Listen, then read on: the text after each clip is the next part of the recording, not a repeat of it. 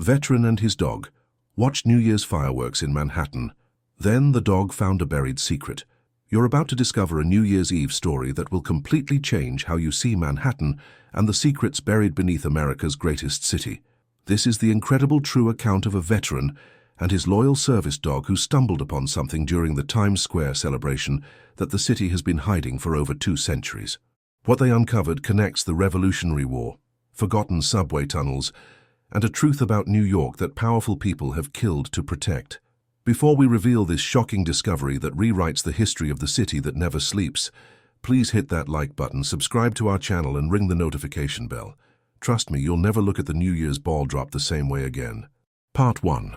The Discovery. The bitter December wind cut through the canyon of buildings as Michael Torres made his way through the growing crowds on 47th Street. His service dog Rex moving with practiced precision through the forest of legs and shopping bags. It was 4 p.m. on December 31st, and Times Square was already transforming into the epicenter of the world's attention, though the real crush wouldn't begin for hours. Michael had arrived early deliberately. Fewer people meant less anxiety, more escape routes, better positioning for what he'd promised his sister Elena would be his attempt at rejoining the world. Rex, a Belgian Malinois with a scarred muzzle and one ear that drooped slightly from old shrapnel damage, maintained perfect heel position despite the chaos. The dog's tactical vest bore patches that told their shared story: Iraq veteran, service dog, do not pet, and the one Michael had added himself, we've seen worse. They were a matched pair of wounded warriors, Rex having served 3 tours as an explosive detection dog before the IED that had ended both their military careers in the same devastating instant. Michael adjusted his prosthetic arm, a state-of-the-art myoelectric model that the VA had finally approved after 2 years of bureaucratic warfare. It responded to the electrical signals from his remaining muscles, a marvel of engineering that still felt alien after 18 months. The cold made the connection points ache where the prosthetic met the residual limb at his shoulder, sending phantom pains down an arm that no longer existed. He'd taken his medication, done his exercises, worn the compression sock, followed all the protocols. But protocol didn't stop the memories, didn't silence the hypervigilance that turned every backfiring car into incoming fire, every crowd into a potential threat matrix.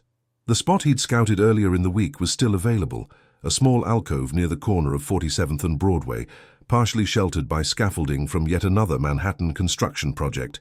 From here he could see the ball, had multiple exit routes, and most importantly had a wall at his back.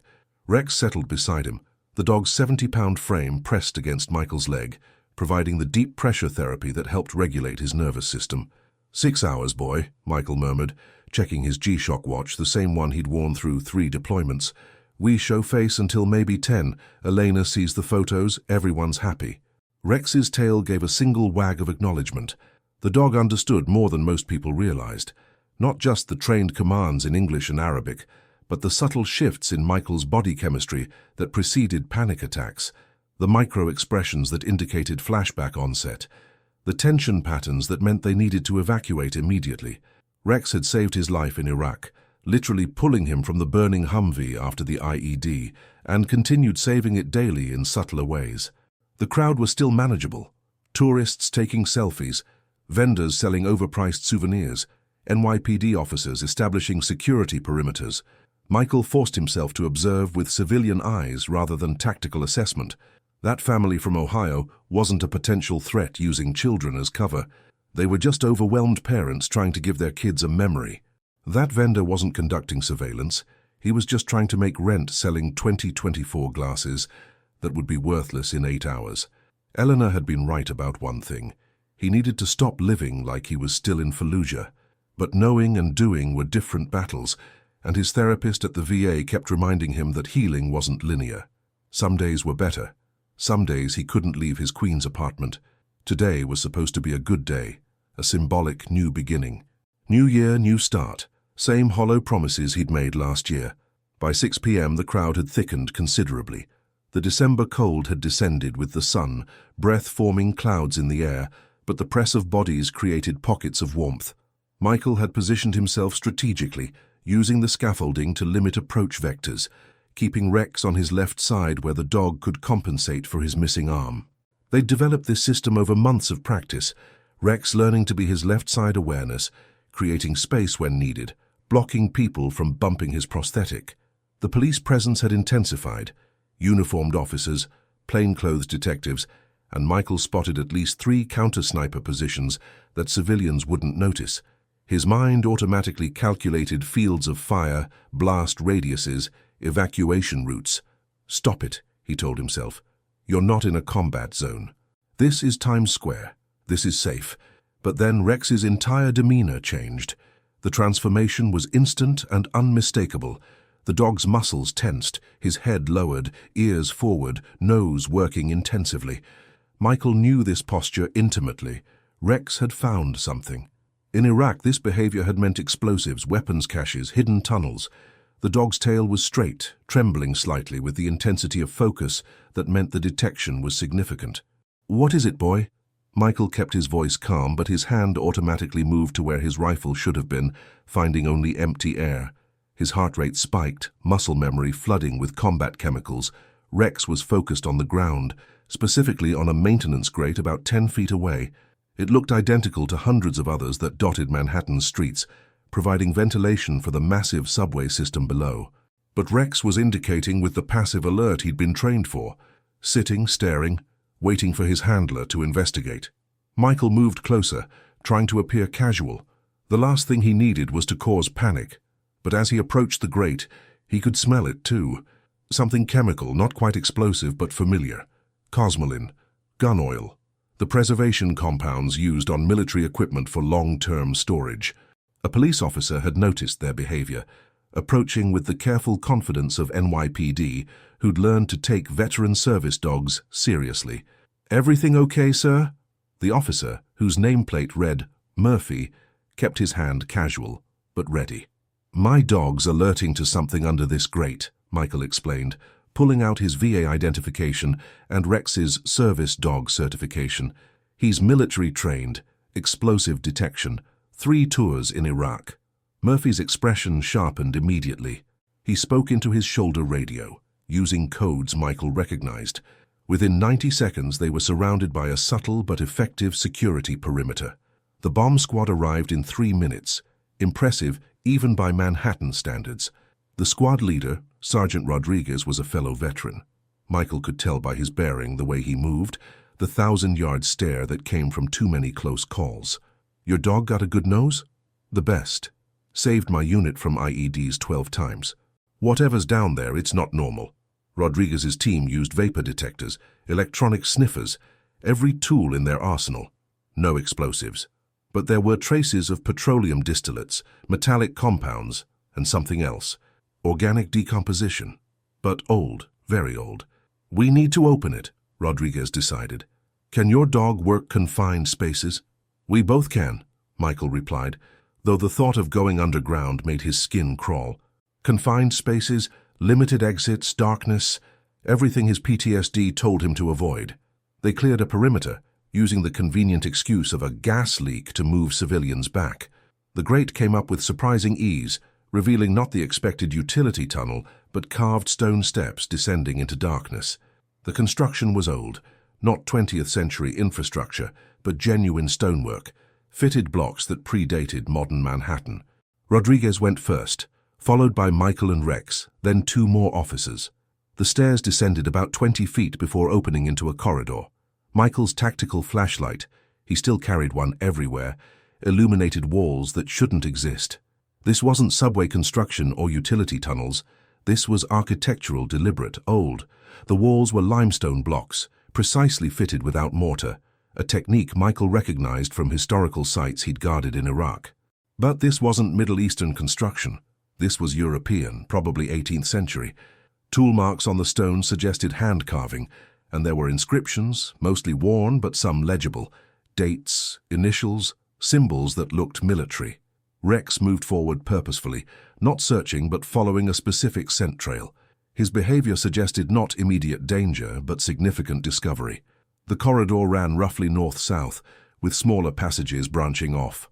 Their lights revealed decades, maybe centuries of dust, but also disturbances. Footprints, recent ones in the thick dust. "Someone's been here," Rodriguez noted. his hand moving to his weapon. Recently. They proceeded tactically, covering corners, maintaining spacing. Michael fell back into combat movement patterns, Rex automatically adjusting to military rather than service protocols. About 100 feet in, they reached a larger chamber, and what they found made them all stop and stare. The room was perhaps 30 feet square, with a vaulted ceiling that showed masterful stonework, but it was the contents that stunned them. The space was filled with artifacts, preserved by the dry, stable conditions. Weapons arranged on racks, uniforms in cedar chests, documents in leather portfolios, paintings in gilded frames. At the center sat a mahogany desk, papers spread across it as if someone had just stepped away. "Don't touch anything," Rodriguez ordered, though no one had moved. They were all too shocked by what they were seeing. Michael approached the desk carefully, Rex staying close. The papers were in English, but the handwriting was archaic, formal. The date at the top of one page made Michael's breath catch, December 31st, 1783. That's the year the British evacuated New York, Michael said, his mind racing through half-remembered history lessons. After the Revolutionary War, he leaned closer, reading without touching. Final report. Project Invisible Crown General Sir William Carleton, commanding the evacuation proceeds as ordered by His Majesty, but provision has been made for the eventual restoration of rightful rule. 7 years of careful construction, conducted in utmost secrecy, have created a network beneath the rebel city that spans the full extent of Manhattan Island. These tunnels, unrecorded in any official document, unknown to the Continental Congress, shall serve as the seeds of return. Cached at strategic points throughout the network, arms sufficient for 5,000 men, including the new Pennsylvania rifles taken from rebel supplies, gold sovereign in the amount of $50,000, documents most compromising to the rebel cause, including correspondence proving Washington's initial willingness to accept a dukedom should the revolution fail, and most critically, the names and locations of our loyal subjects who remain hidden among the populace, ready to rise when called. The entrances are concealed and sealed, known only to the Order of the Invisible Crown. These faithful servants, sworn by blood oath, shall maintain the network through the generations until such time as Britain reclaims her wayward colonies. They shall pass the knowledge from father to son, mother to daughter, keeping alive the flame of rightful authority in this usurped land. Let the rebels celebrate their supposed victory. They dance above an apparatus of their own destruction, unaware that beneath their feet lies the mechanism of restoration. Time is our ally. The American experiment shall fail, as all rebellions against rightful authority must fail. And when it does, we shall emerge from below, armed, funded, and ready. God save the King. W. Carleton, General His Majesty's Forces in North America. Jesus Christ, one of the officers breathed. The British built a secret tunnel network under Manhattan during the Revolution. Rodriguez was already on his radio, calling for backup, historians, federal authorities. This had gone from a possible gas leak to a historical discovery that would rewrite textbooks. But Rex wasn't done. The dog had moved to what looked like a solid wall, pawing at stones that appeared identical to all the others. Michael joined him, running his hands over the surface until he felt it. A seam, almost imperceptible, following the mortar lines but not quite matching. "There's another room," Michael announced. It took them an hour to find the opening mechanism, a series of stones that had to be pressed in sequence, a puzzle that would have been impossible without Rex's nose guiding them to the stones that had been touched most recently, where human scent still lingered despite the age. The hidden door swung inward on hinges that groaned but moved, revealing a tunnel that stretched beyond their lights. But this tunnel was different. It showed signs of modern use, electrical cables running along one wall, relatively fresh tool marks, and in the dust, footprints that couldn't be more than days old. "Someone's been maintaining this," Rodriguez said, his voice tight. "Someone's still using it." They proceeded down the tunnel with extreme caution. Every 100 feet or so they found side chambers. Each one told a different chapter of the hidden history. One room contained documents from the War of 1812, showing British plans to use the tunnels to burn New York, plans that history said had failed, but apparently had come closer to success than anyone knew. Another held Confederate correspondence from the Civil War, discussing using the network to launch attacks on Union supply lines. But it was the modern additions that were most disturbing. Surveillance equipment, some of it military-grade, maps of current Manhattan with strategic locations marked, communications gear that was encrypted but definitely active, and then they heard voices. Part 2. The order revealed. Michael held up his fist, the military hand signal for stop that Rex responded to instantly. The voices were coming from ahead, multiple people speaking in low tones. Rodriguez motioned for silence, then whispered into his radio for backup to hold position. They needed to assess before acting. The tunnel curved ahead, and soft light emanated from beyond the bend. Michael and Rodriguez crept forward, Rex belly crawling beside them in the stealth mode he'd learned in Iraq. As they peered around the corner, they saw something that defied expectation. The chamber beyond was massive, carved from living bedrock, supported by stone pillars that looked Roman in their construction. Modern additions, computers, monitors, communication equipment, sat alongside historical artifacts. Maps covered every wall, some dating back centuries, others displaying real-time satellite feeds of Manhattan, but it was the people that surprised them most. There were about a dozen, dressed not in military gear but in business casual, ranging in age from perhaps 30 to well over 80. They were gathered around a conference table that looked like it belonged in a corporate boardroom, not in a secret tunnel beneath New York. At the head of the table stood an elderly man with the bearing of a career military officer, despite his civilian clothes. He was pointing at a screen showing Times Square from multiple angles, live feeds from the celebration happening above them right now. "The crowds are at optimal density," he was saying, in an accent that was distinctly British, but softened by years in America. "If there's going to be an incident, it will happen in the next 4 hours. Matthews, what are your people seeing?" A younger woman responded. American accent, pure New York. "NYPD chatter is normal. They've got 3 credible threats they're tracking, but nothing unusual for New Year's. The Saudis who were photographing subway stations turned out to be tourists. The van that was reported suspicious was a catering truck, and the man with the backpack who was acting nervous had a wedding ring in it. He's planning to propose at midnight." Rodriguez made the decision.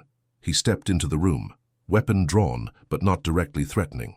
"NYPD, nobody move." The room froze, but not with the panic of discovered criminals. Instead, there was a collective sigh, as if they'd been expecting this for a long time. The elderly man at the head of the table actually smiled. "Ah," he said calmly. "After 240 years, finally discovered. May I ask how?" "Everyone hands where we can see them," Rodriguez ordered, ignoring the question. More officers flooded in behind them, securing the room. But no one resisted. No one ran.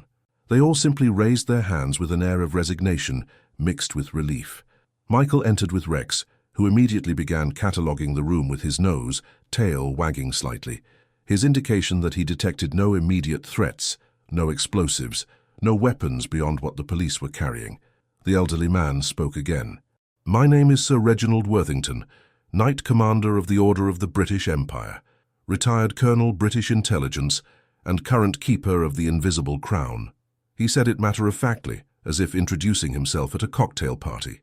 "And you've just uncovered what is possibly the longest-running intelligence operation in modern history. You're under arrest," Rodriguez stated, though Michael could hear uncertainty. "Arrest them for what exactly?" "Trespassing in tunnels that predated the country," Worthington chuckled. "On what charges, Sergeant? Being British? Maintaining historical sites? My family has been in New York for 8 generations. I was born at Mount Sinai Hospital, attended Columbia University, served in Vietnam with the U.S. Army before anyone knew about my other affiliations. My children are as American as apple pie, which, by the way, is actually British in origin. These tunnels, this equipment," Rodriguez gestured around the room. "The tunnels were built by the British Crown before American independence was recognized. The Treaty of Paris never mentioned them because your Benjamin Franklin never knew they existed. Technically, legally, they remain Crown property. The equipment is all legally purchased, properly licensed where required. We're not spying on America. We're protecting New York." "Protecting?" Michael interjected. "From what?" Worthington's expression grew serious. "From the same threats you face, terrorists, foreign agents, domestic extremists. For 240 years, the Order has maintained these tunnels, not for some fantasy of British restoration. That dream died with my great-great-grandfather, but because they give us unique capabilities to protect the city we call home. He moved to one of the maps on the wall, this one showing the full tunnel network. It was extensive, far more than just Manhattan, reaching into Brooklyn, Queens, even under the rivers. "Do you know how many plots we've stopped?" Worthington asked. "In 1864, Confederate agents planned to burn New York. We flooded their tunnel access points, forcing them to surface where police were conveniently waiting, tipped off by an anonymous source. In 1916, German saboteurs targeted the Brooklyn Bridge. We intercepted them in these tunnels, eliminated the threat, left the bodies where they'd never be found. In 1942, Nazi agents landed on Long Island, planning to destroy the water supply. They never made it past Jamaica Bay. We were waiting." The woman who'd been monitoring police channels added, "On September 10, 2001, we detected unusual activity in the Financial District tunnels. We reported it, but the warning was dismissed as unsubstantiated." "First, we've never forgiven ourselves for not pushing harder." Rodriguez lowered his weapon slightly. "You're saying you're the good guys?" "We're New Yorkers," Worthington replied simply. "Our ancestors may have served King George, but 8 generations of our families have been born here, lived here, died here. This city is ours, regardless of what flag flies above it. When it's threatened, we protect it." Michael was studying the documents scattered on the conference table. They weren't invasion plans or intelligence-gathering operations. They were threat assessments, evacuation protocols, emergency response procedures. One caught his eye, a detailed plan for using the tunnels to evacuate civilians in case of a dirty bomb attack, with medical stations, food caches, and radiation detection equipment already in place. "Prove it," Michael challenged. "If you're protectors, not threats, prove it." Worthington nodded to another member, a younger man who brought over a laptop. On it, they showed records going back decades, detailed documentation of threats prevented, lives saved, disasters averted. Much of it was unverifiable, but enough matched historical records to be credible. Anonymous tips that had prevented bombings, mysterious interventions that had saved lives, unexplained failures of terrorist plots. "After 9/11, Worthington said quietly, "we opened every tunnel access we had. We saved 147 people who were trapped in subway tunnels, guided them out through passages the city doesn't know exist. We provided emergency medical care in chambers we'd stocked for biological attacks. We did what we could, but it wasn't enough. It's never enough." Rex had completed his circuit of the room and returned to Michael's side, sitting calmly, his signal that the area was clear. But then he did something unexpected. He walked over to Worthington and offered his paw, a trick Michael had never taught him, something the dog did rarely and only with people he instinctively trusted. Worthington, surprised, shook the paw solemnly. "A military dog, I presume? They always know, don't they? Know who means harm and who doesn't." Rodriguez was on his radio, consulting with supervisors, the mayor's office, federal authorities. The situation had escalated beyond anything in the NYPD manual. While he coordinated, Michael continued exploring the room, Rex guiding him to points of interest. In one corner, he found something that changed his perspective entirely. A memorial wall. Hundreds of photographs, names, dates. But these weren't Order members. They were New Yorkers who had died in various tragedies, people the Order had failed to save.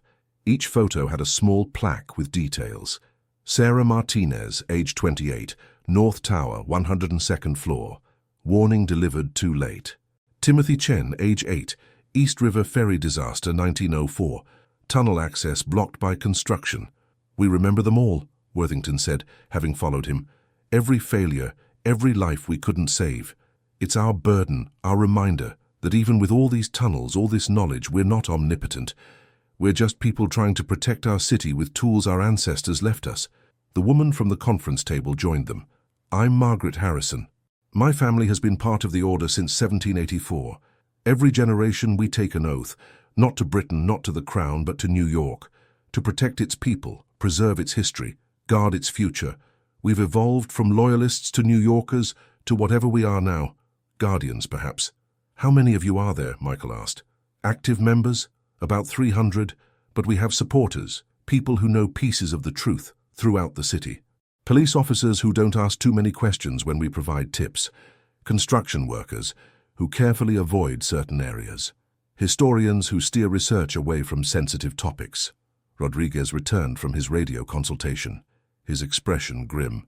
This is going to the highest levels. FBI, CIA, Homeland Security, the mayor, governor. For now, no one's under arrest, but no one leaves. They're sending teams to secure all tunnel entrances. There are 247 entrances, Worthington said helpfully. I'll provide a complete list, though I should mention some are in rather sensitive locations. One emerges in the Federal Reserve Vault, another in the UN building, and there's a rather elaborate connection to Gracie Mansion that several mayors have known about and used. As they waited for higher authorities, Michael found himself drawn to more of the historical documents. Letters between British officers and American colonists showing that the revolution was far messier, more complicated than history books suggested, evidence that several founding fathers had known about the tunnels but chose to keep them secret, seeing their strategic value. Documents suggesting that every major immigrant group that came to New York, Irish, Italian, Chinese, Jewish, had somehow discovered portions of the tunnels and used them for their own purposes, adding their own secret chambers and passages. The city absorbed us all, Harrison explained. Each group that found the tunnels added to them, used them, kept them secret. It's like New York itself wanted to preserve every story, even the ones that didn't fit the official narrative. Part 3. Deeper Truths. By midnight, the situation had transformed from a police matter to a federal incident. The celebration above continued. They'd decided not to cause panic by evacuating Times Square, but below, the tunnels swarmed with FBI agents, Homeland Security personnel, and historians from the Smithsonian who'd been helicoptered in. Michael and Rex had been asked to stay as witnesses and, surprisingly, as consultants. Rex's ability to detect recent human passage in the tunnels proved invaluable as they began mapping the full network. The dog could distinguish between passages used recently and those undisturbed for decades, guiding teams to active areas. The more they explored, the more complex the story became. They found a chamber used by the Underground Railroad with documents proving the order had helped smuggle escaped slaves to Canada. Another room contained evidence that Chinese immigrants in the 1880s had built their own section of tunnels, creating hidden temples and safe houses during the era of the Exclusion Act. Jewish refugees during World War II had been hidden in specially constructed chambers, complete with hidden synagogues and schools. Every persecuted group found sanctuary here, Worthington explained, as they walked through a tunnel decorated with Irish Celtic symbols. During the draft riots of 1863, Irish families hid here from mobs. During the Red Scare, suspected communists used the tunnels to meet safely. During the AIDS crisis, there was an underground clinic here that treated people who couldn't go to regular hospitals. Michael found himself reassessing everything. So the order wasn't just British loyalists. We started that way, Worthington admitted, but New York changes everyone. By the 1850s, we were barely British anymore. By 1900, the order included Irish, Germans, Italians, Jews, Chinese, anyone who understood that the tunnels were about preservation and protection, not politics. In one particularly elaborate chamber, they found something that made the federal agents very nervous.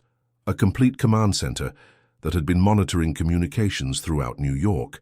Not just recent additions, but equipment dating back decades, each generation's technology layered on the last. NSA specialists were brought in to analyze it. Their conclusion was unsettling.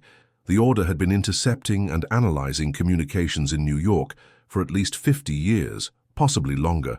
But when they dug into what had been done with that intelligence, they found something unexpected. They haven't been stealing secrets, the lead NSA analyst reported to the assembled officials. They've been preventing crimes. Look at this.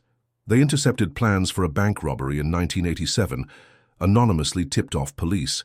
Here, they detected a child trafficking ring in 2003, provided evidence that led to 30 arrests. And this, they identified a terrorist cell in 2015, fed information to the FBI through cutouts. The moral complexity of the situation was giving everyone headaches. The order had violated numerous laws, but in service of protecting the city. They'd spied on Americans, but to save American lives.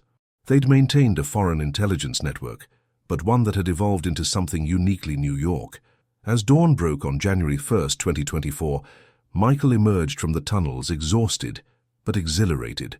Rex beside him was dusty but alert, having worked for 12 straight hours guiding teams through the maze below. Times Square was littered with the aftermath of celebration, sanitation crews already at work, but Michael saw it differently now. Beneath the visible city lay another city entirely, one that had been preserving stories, protecting people, maintaining connections that the surface world had forgotten or forbidden. Elena was waiting for him at the police station where statements were being taken. She took one look at him and knew something had changed. "You look different," she said. "Alive. Like you used to look before Iraq," Michael finished. "Yeah, I found something down there. Purpose, maybe. Or just proof that history is more complicated than we think, that there are no simple good guys or bad guys." Over the following days, as the story leaked and then exploded across media, Michael found himself at the center of a historical revelation that was reshaping understanding of American history. The tunnels weren't just about British loyalists. They were about every group that had been marginalized, persecuted, or forgotten. They were New York's collective unconscious made physical, a shadow city that had preserved what the surface city had tried to forget. The government faced a dilemma. The order had broken numerous laws, but prosecuting them would require revealing the extent of the tunnel network, which posed massive security risks. Moreover, the order's record showed they'd prevented dozens of terrorist attacks, saved hundreds of lives, and maintained infrastructure that could be invaluable in future emergencies. A compromise was reached.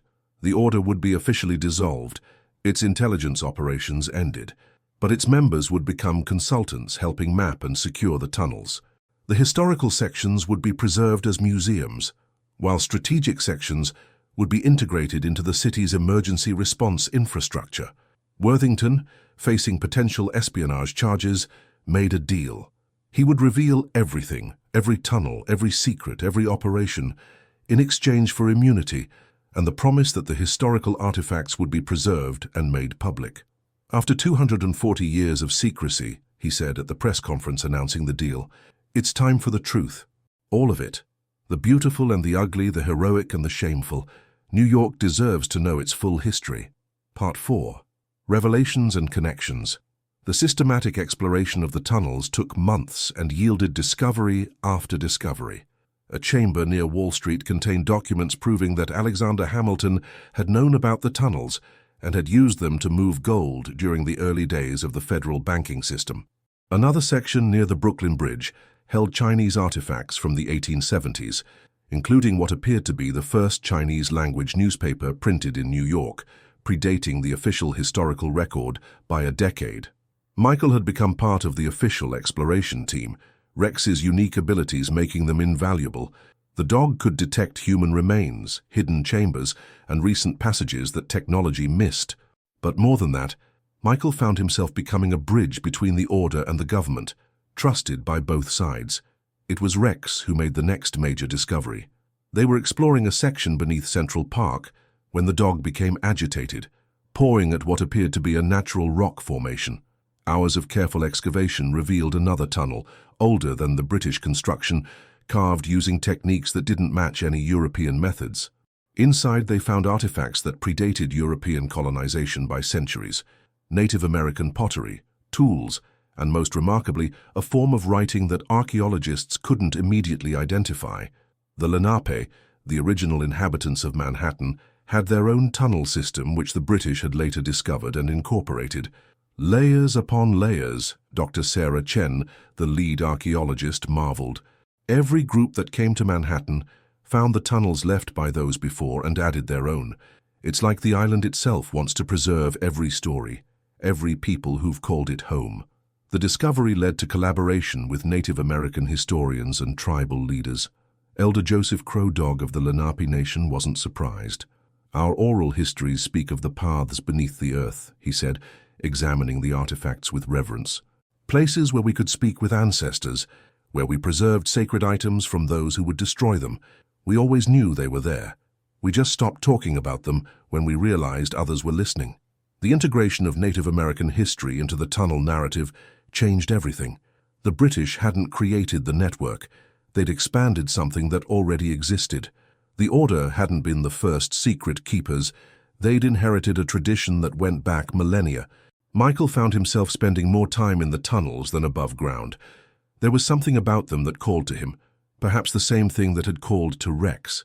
His therapist said it was because the tunnels were like his military experience. Complex, dangerous, but with clear mission parameters. Elena thought it was simpler. He'd found a purpose that used his skills without requiring violence. 3 months after the discovery, Michael was working in a newly opened section when Rex alerted to something different. Not danger or historical artifacts, but fresh human scent in a tunnel that should have been sealed for decades. Following the dog's lead, they discovered evidence that someone had been living in the tunnels recently. Sleeping bag, food supplies, modern electronics. But whoever it was had fled, leaving behind journals that provided another piece of the puzzle.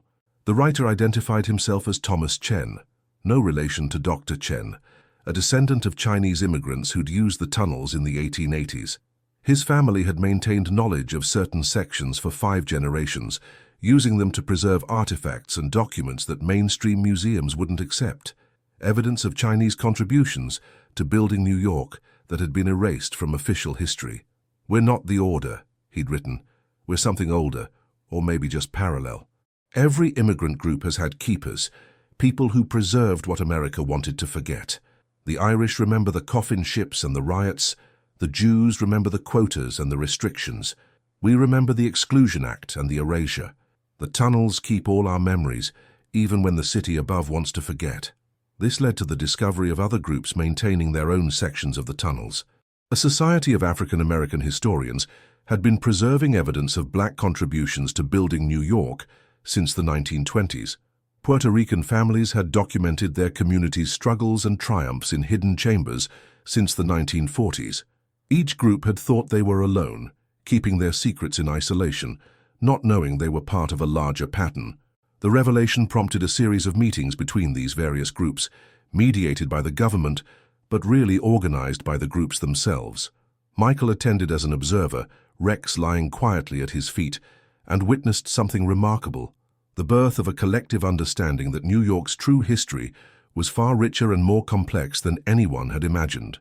Margaret Harrison from the Order spoke first. "We thought we were keeping British secrets, but we were really keeping New York secrets, all of them, from everyone who ever called this island home."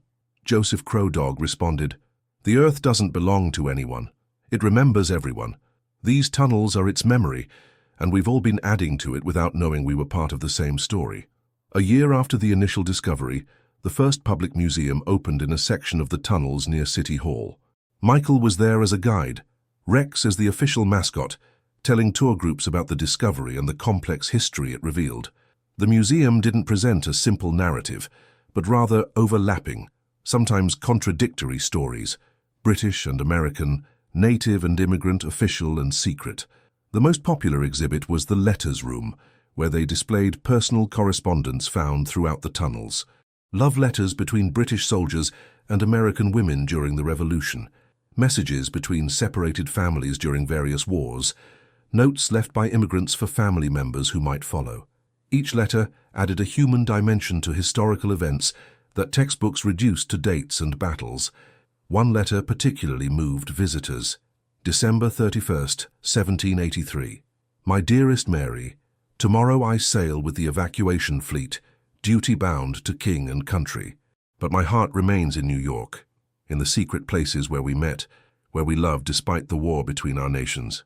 I leave this letter in our special place beneath Trinity Church, hoping someday fate will reunite us. The tunnels I helped build were meant for war, but I pray they become passages of peace. Whatever flags fly above, remember that love knows no nations. Your devoted William." Research revealed that Mary had found the letter, had waited, and that William had returned in 1787 as a merchant.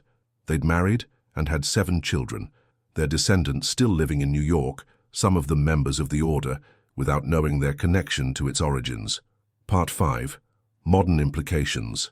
As 2024 progressed, the tunnel network's relevance to modern New York became increasingly apparent. Engineers studying the construction were amazed at its stability and sophistication. The British had built to last, using techniques that modern builders were now studying. The tunnels had survived hurricanes, earthquakes, and the massive construction projects that had transformed Manhattan over 2 centuries.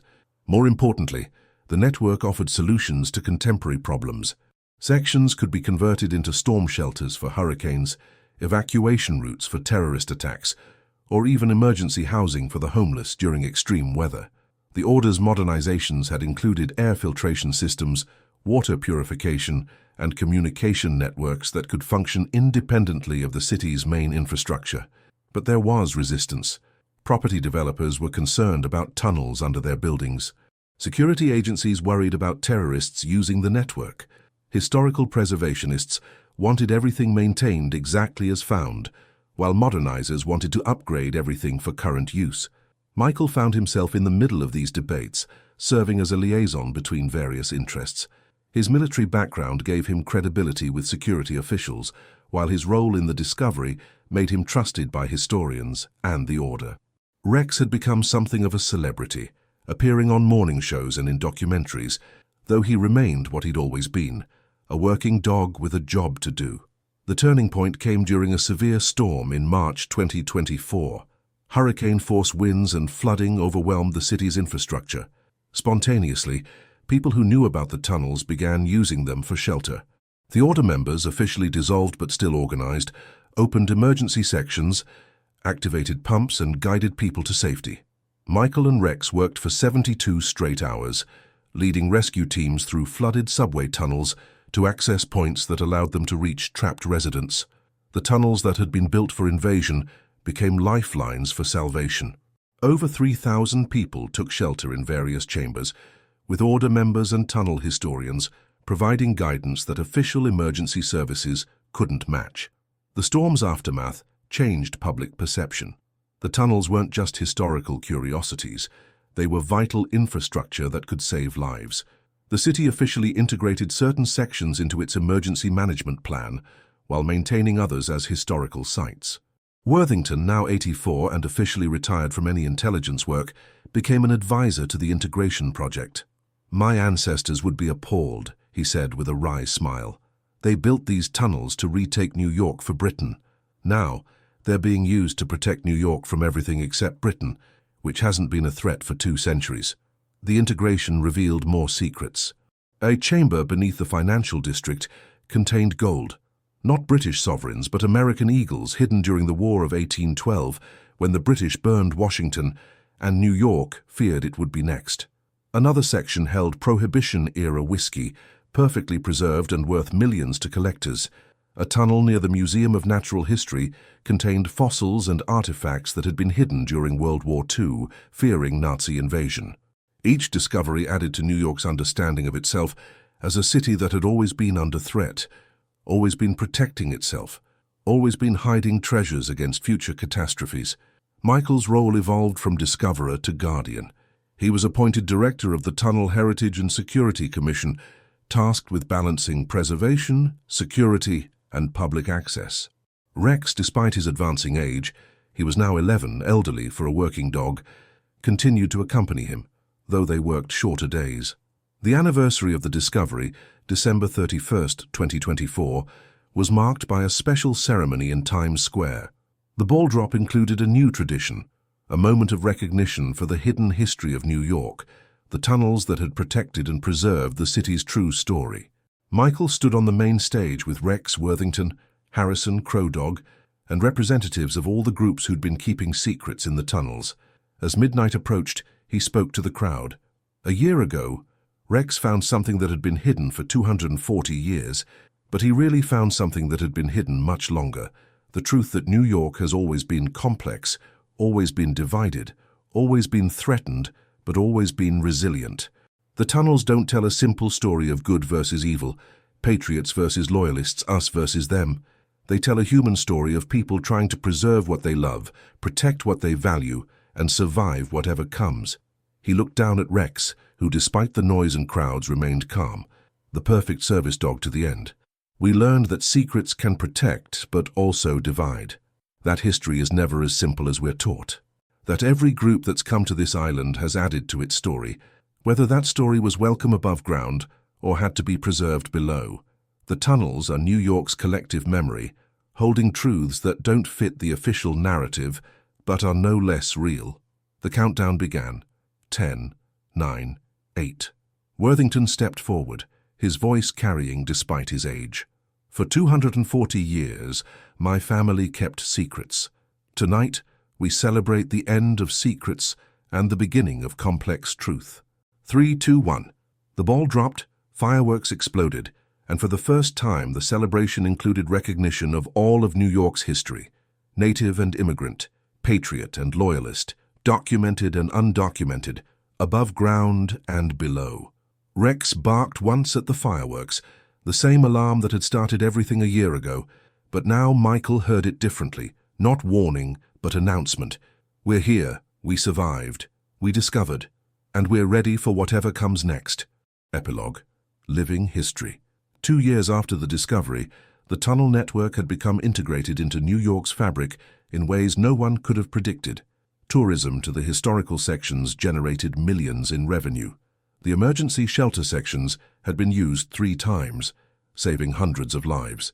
Academic programs studied the construction techniques, the historical documents, and the sociological implications of centuries of secret keeping. Michael had written a book about the experience, with proceeds going to veteran service dog programs. Rex had officially retired, spending his days sleeping in sun patches in Michael's apartment, though he still accompanied Michael to the tunnels occasionally, his nose still capable of finding secrets others missed. The Order of the Invisible Crown had transformed into the Order of Visible History, a historical society dedicated to preserving and revealing the complex truths of New York's past. Worthington had passed away peacefully in his sleep, his funeral attended by thousands, who'd learned that their city's history was richer and more complex than they'd ever imagined. Margaret Harrison had become the director of the main tunnel museum, working with all the groups who'd been keeping secrets to ensure their stories were told accurately and respectfully. Joseph Crow Dog led programs connecting Native American youth with their heritage, using the tunnels to teach about the deep history of Manhattan. Dr. Sarah Chen published a definitive archaeological study showing that Manhattan had been a crossroads of cultures for thousands of years, with the tunnels serving as a physical manifestation of the island's role as a gathering place, a hiding place, and a preserving place. The Chinese-American community, inspired by Thomas Chen's journals, created an archive in their section of the tunnels, documenting contributions that mainstream history had overlooked. Similar archives were established by other communities, turning the tunnels into a vast underground library of American experiences that didn't fit the conventional narrative. Michael often walked the tunnels alone now, Rex too old for long explorations, but still alert at home. In the quiet darkness, lit only by his flashlight, he could feel the weight of history, the presence of all who'd walked these passages before. British soldiers planning for a restoration that never came, escaped slaves heading for freedom, Chinese immigrants preserving their culture against exclusion, Jewish refugees hiding from hatred, Puerto Rican families documenting their struggles and triumphs. All of them had used the tunnels to preserve what the world above wouldn't accept, to protect what others would destroy, to maintain connections that politics and prejudice tried to sever. The tunnels were more than historical artifacts. They were proof that people always find ways to preserve truth, maintain connections and protect what they love, even if they have to do it in darkness. On New Year's Eve 2025, Michael stood in Times Square again, this time as an honored guest rather than an anonymous observer. Rex was at home, too old for crowds now, being watched by Elena, who'd become convinced that the dog understood everything and deserved to spend his last years in comfort. The celebration included a new element, a live feed from the tunnels, showing the hidden city beneath the visible one. For one night, the secrets were fully visible, the hidden history acknowledged, the complex truth celebrated. As midnight approached, Michael thought about the journey from that first New Year's Eve, when Rex had detected something wrong. The dog had found more than tunnels. He'd found purpose for a damaged veteran, truth for a city built on myths, and proof that history is never simple, never finished, always ready to reveal new chapters to those brave enough to look. The fireworks exploded over Manhattan, lighting up both the city above and, through clever fiber optics, the tunnels below. For the first time in 240 years, New York's full story was visible, complicated and contradictory, but ultimately unified in its humanity. Michael's phone buzzed with a text from Eleanor. Rex is watching the fireworks on TV. He barked when he saw you. I think he's proud. Michael smiled, knowing that somewhere in the tunnels, new secrets were probably being created, new stories being preserved, new connections being maintained. Because that's what cities do. They absorb every story, hide what doesn't fit the official narrative, and wait for someone like Rex to dig it up when the time is right. The tunnels of Manhattan would continue to grow, continue to preserve, continue to protect. And maybe someday another veteran with another dog would find another entrance, another secret, another chapter in the never-ending story of New York. But for now, the known tunnels were enough.